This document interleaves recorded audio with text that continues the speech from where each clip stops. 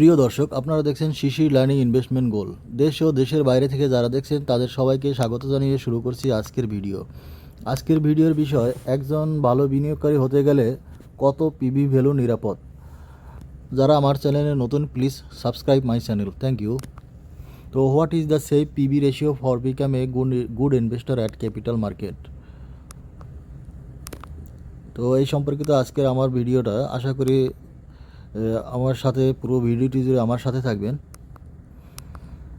তো এখানে আমি বাংলাদেশ সিকিউরিটি এক্সচেঞ্জ কমিশন অর্থাৎ অন্তর্ভুক্ত ডিএসসি এবং সিএসসি থেকে ডিএসসির লিস্টেড কিছু কোম্পানি, লিস্টেড ইন্স্যুরেন্স কোম্পানির ক্ষেত্রে আজকের ভিডিওটার বিষয়ে এখানে পিবি রেশিও দেখাবো।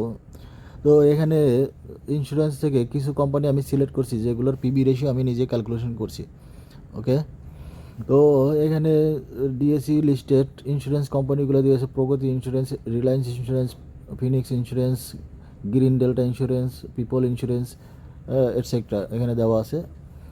তো এর পিবি রেশিওগুলো এর বিপরীতে, নেট অ্যাসেট ভ্যালুর বিপরীতে, অর্থাৎ ডিএসসি ঢাকা স্টক এক্সচেঞ্জ তাদের ওয়েবসাইটে যে পরিমাণ নেট অ্যাসেট ভ্যালু এই কোম্পানির বিপরীতে দেখাইছে, যেখানে নেট অ্যাসেট ভ্যালুগুলো দেওয়া আছে। তো এই অ্যাসেট ভ্যালুর বিপরীতে আমি এখানে পিবি রেশিও ক্যালকুলেশন করে নিছি। এখন ঢাকা স্টক এক্সচেঞ্জ অথবা চিটাগং স্টক এক্সচেঞ্জে নেট অ্যাসেট ভ্যালু যদি ভুল দেওয়া থাকে, অথবা তারা যদি ঠিকমতো ইন্সপেকশন না করে কোম্পানিগুলো, তাহলে এই নেট অ্যাসেট ভ্যালু তাহলে ভুল থাকতে পারে, আর সেক্ষেত্রে আমার ক্যালকুলেশনও ভুল হবে।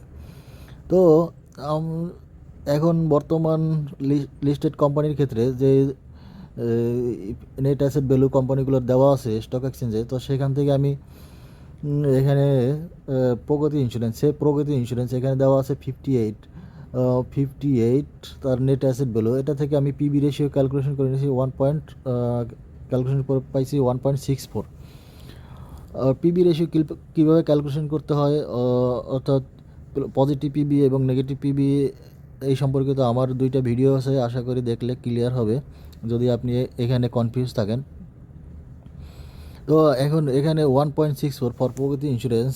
তো এখানে এর বোঝা যাচ্ছে যে আমরা একটা কোম্পানি হচ্ছে এই প্রগতি ইন্স্যুরেন্সের কোম্পানি, অর্থাৎ ওই কোম্পানির 1.64 বেশি গুণ টাকা দিয়ে ওই কোম্পানির শেয়ারটা কিনতেছি। তো এরকম আরেকটা ক্ষেত্রে এই কোম্পানিটা বিএনআইসিএল, অর্থাৎ এই কোম্পানিটা আমরা দেখেন এর অ্যাসেট ভ্যালু আছে 21 টাকা। তো এটাকে আমরা এখন বাজার মূল্য হচ্ছে 150 টাকার মতো। তো এটা আমরা অনেক 700 গুণ বেশি দিয়ে, অর্থাৎ 7 গুণ বেশি দিয়ে অর্থাৎ 700% দিয়ে কিনতেছি। তো এটাই পিবি রেশিও। যদি আপনার মনে হয় যে আপনি ইনভেস্ট করবেন কি করবেন না, তো সেক্ষেত্রে আপনার পিবি রেশিওগুলো দেখে নেওয়া ভালো। আপনি যদি শর্ট টার্ম ইনভেস্টমেন্টের ক্ষেত্রে এগুলো চিন্তা না করলে হবে। যদি আপনি লং টার্ম ইনভেস্টমেন্ট করতে চান, if you want to become a good investor, then you should follow this PB ratio and you must calculate this PB ratio before investing. তো আপনাকে অবশ্যই পিবি রেশিওগুলো দেখতে হবে, যে এখানে অনেক কোম্পানির পিবি রেশিও আমি ক্যালকুলেশন করে নিয়েছি, কারণ আপনার লং টার্ম ইনভেস্টমেন্টের ক্ষেত্রে তো কোম্পানি যদি আপনি বেশি গুণ টাকা দিয়ে কেনেন, যে এই কোম্পানির ক্ষেত্রে আমি 700% দিয়ে কিনতেছি, তার মানে 7 গুণ বেশি দিয়ে ওই শেয়ারটা কিনতেছি। যদি এই শেয়ারটা কখনো ড্রপ করে, তাহলে ফিরে আসার সম্ভাবনা কম। আর যদি ফিরে আসে তাহলে তো আপনি লাকি, খুঁজে পেলেন। আর যদি আপনার এটা ড্রপ করতেই থাকে, তাহলে আপনার যে ইনিশিয়াল ইনভেস্টমেন্ট, ওই ইনভেস্টমেন্টও আপনি ফেরত পাবেন না, যদি ওই কোম্পানি ব্যাংক করাপ্ট হয় অথবা অন্য কিছু হয়। তো এই সম্পর্কিত যে পিবি রেশিওটা কত পিবি রেশিও থাকলে ইনভেস্ট করব, কত পিবি রেশিও থাকলে ইনভেস্ট করব না, সেই সম্পর্কিত আলোচনায় এখানে। তো আপনারা দেখতে পাচ্ছেন যে এই ইন্স্যুরেন্স কোম্পানিগুলোর ক্ষেত্রে আমি এখানে পিবি রেশিও সব নিজে ক্যালকুলেশন করে নিছি। ঢাকা স্টক এক্সচেঞ্জ অথবা চিটাগং স্টক এক্সচেঞ্জে অথবা বাংলাদেশের ক্ষেত্রে এই পিবি রেশিওগুলো আপনারা দেখতে পাবেন না, এটা নিজের হিসাব করে নিতে হবে। তো আমি এখানে বোঝানোর চেষ্টা করছি 0 থেকে 1, যদি কোনো কোম্পানির পিবি রেশিও 0 থেকে 1 হয়, তার মানে হচ্ছে, অর্থাৎ আপনি 0 থেকে 1, 0%, 0 থেকে 1, তার মানে আপনি একটা কোম্পানির যেটা হচ্ছে আপনি 1 গুণ বেশি দিয়ে কিনতেছেন 0 থেকে 1, আর যদি 1 এর নিচে হয় তার মানে সেটা আপনি ধরেন 1 এর যত নিচে হবে, যদি 0.8 হয়, সে লেটস সে 0.8, সো 0.8 হইলে আপনি 0.8 দিয়ে তার মানে হচ্ছে আপনি এটা 20% নিচে কিন্তু 20% ডিসকাউন্টে কিনতেছেন। আবার যদি এটা যদি 0.7 হয়, 0.7, তার মানে এটা কি হচ্ছে, আপনি 30% ডিসকাউন্টে কিনতেছেন। তো এভাবেই। আর যদি আপনার এটার ভ্যালু 1 হয় তাহলে আপনি ওটা 100%, অর্থাৎ ওটার যে দাম ওই দামেই কিনতেছেন, ওটার যে দাম ওই স্টকের যে দাম ওই দামেই কিনতেছেন। এখন পিবি রেশিও যদি 1 থেকে 3 হয় তাহলে আপনার কি, এটা মোটামুটি ফেয়ার, এটা এই শেয়ারে আপনি ইনভেস্ট করতেই পারেন, ঠিক আছে। সে 1 থেকে 3 ইকুয়াল টু, অর্থাৎ আমরা এই শেয়ারটা কত দামে কিনতেছি, 100% থেকে 300%। আবার এরকম ওভার প্রাইস 3 থেকে 5, অর্থাৎ আমরা একটা শেয়ার 3 গুণ থেকে 5 গুণ বেশি দিয়ে কিনতেছি, অর্থাৎ 300% টু 500%। আর যদি 5-এর উপর হয়, 5 থেকে 10, অর্থাৎ 5 গুণ থেকে 10 গুণ বেশি, 500% টু 1000%, অথবা ইজ গ্রেটার। অর্থাৎ এখন আপনি দেখতে পাচ্ছেন এটা হচ্ছে ওভার প্রাইস আমি বলতেছি 3 থেকে 5 যদি থাকে এটা ওভার প্রাইস, আর এটা হচ্ছে ওভার প্রাইসের উপরে, সেক্ষেত্রে আপনি চিন্তা করবেন যে আপনি ইনভেস্ট করবেন কি করবেন না। আর ফেয়ারের ক্ষেত্রে 1 থেকে 3 যেটা পিবি রেশিও, আপনি এটা ইনভেস্ট করতে পারেন, সেই ক্ষেত্রে এটার সময় কোনো অর্থাৎ বেশি, এটার মধ্যে ঝুঁকি কম।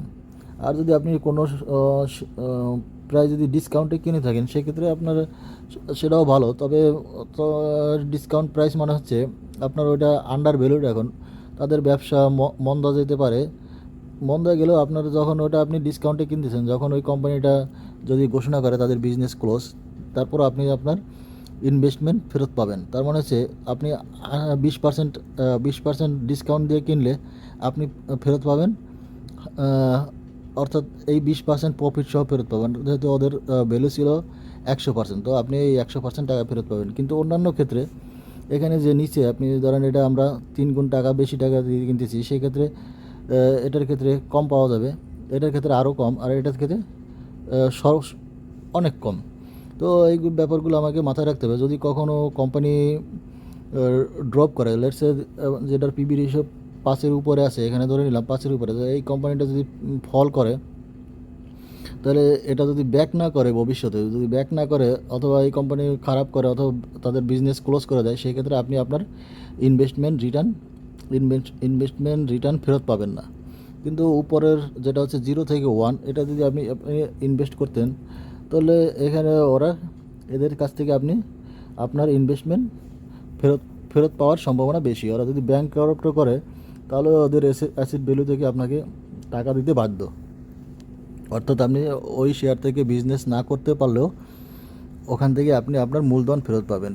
এটাই হচ্ছে বিজনেস স্ট্র্যাটেজি, অর্থাৎ আপনি মাথায় রাখতে হবে, এক্সিট প্ল্যান মাথায় রাখতে হবে, যে আসলে এই কোম্পানির যদি দাম কমে যায়, আপনি দাম বেশি দিয়ে কিনছেন, যদি কমে যায় তাহলে আমি এখান থেকে কী পরিমাণ আমার ইনভেস্টমেন্টের থেকে কী পরিমাণ টাকা আমি এখান থেকে বের করতে পারবো, অর্থাৎ আমি কি কম লস করতে পারবো, সবচেয়ে কম লস হবে অথবা লস হবে না, এরকম ব্যাপারটা। এই ব্যাপারটা মাথায় নেওয়ার জন্য এখানে পিবি রেশিও এই হিসাবটা মাথায় রাখতে হবে। যদি আপনি গুড ইনভেস্টর হতে চান এবং দীর্ঘমেয়াদী আপনার যদি চিন্তাভাবনা থাকে, তাহলে এই পিবি রেশিওটা অবশ্যই আপনি হিসাব করে নেবেন। তো এখানে একটা কম্পারেটিভ আলোচনা করলাম, ঠিক। তো এখানে আমি দেখানোর চেষ্টা করছি যে এখানে ডিএসসি, ঢাকা স্টক এক্সচেঞ্জের লিস্টেড টাইপ, যেরকম ব্যাংক, অর্থাৎ 32টা ব্যাংক আছে ঢাকা স্টক এক্সচেঞ্জে, সিমেন্টের কোম্পানি আছে 7টা, তো এখানে লিস্টেড কোম্পানি। এখন আমি এখানে দেখেন 0 থেকে 1, ওকে, আইসে মাস্ট ইউ ক্যান ইনভেস্ট। 1 থেকে 3 দিস অলসো ফেয়ার, আপনি ইনভেস্ট করতেই পারেন এখানে।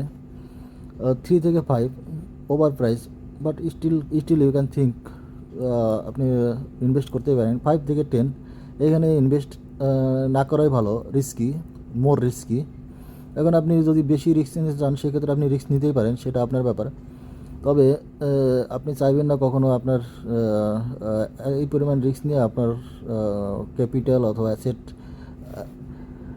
অ্যাসেটকে রিস্কের মধ্যে ফেলতে। তো এখানে ডিএসই ঢাকা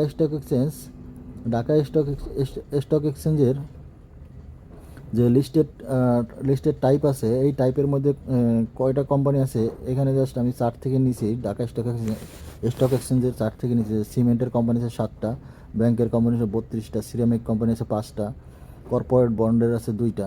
তো এখন এই লিস্টেড টিপিক্যালগুলোর মধ্যে থেকে আপনার কোন সেক্টরের কোম্পানিগুলোর অবশ্যই আপনাকে পিবি ভ্যালু মাথায় রাখতে হবে।